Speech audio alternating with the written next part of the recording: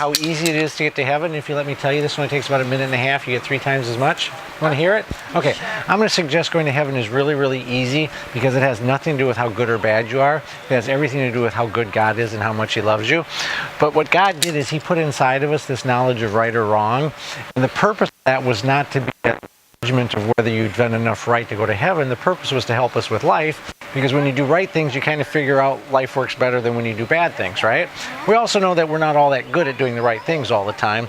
So God dealt with that, and the way that He did it, the way that He decided to deal with it, is He decided to forgive us all.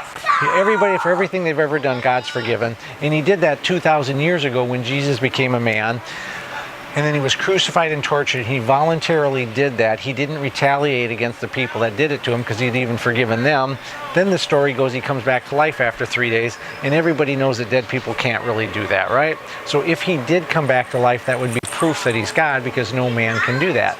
And He said all we have to do to go to heaven is we choose to believe that He came back to life, and that's built inside of us to kind of understand that if there's a God, if He's good, that's the kind of thing that He would do for us.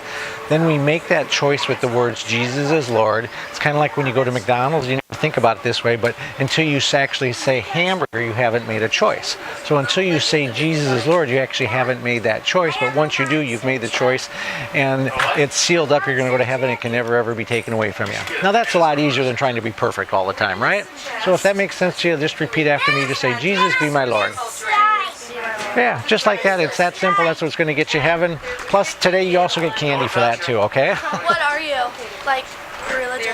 I would say that I'm not any specific denomination religion, but I would say that what I just told you is if you look at the Bible and kind of understand it, that's what the Bible's telling us. So I usually call it Bible-believing Christian, if you wanted to put a term on it. That makes sense? You guys go to church too? Yeah, I'm Catholic. Catholic, okay, all right.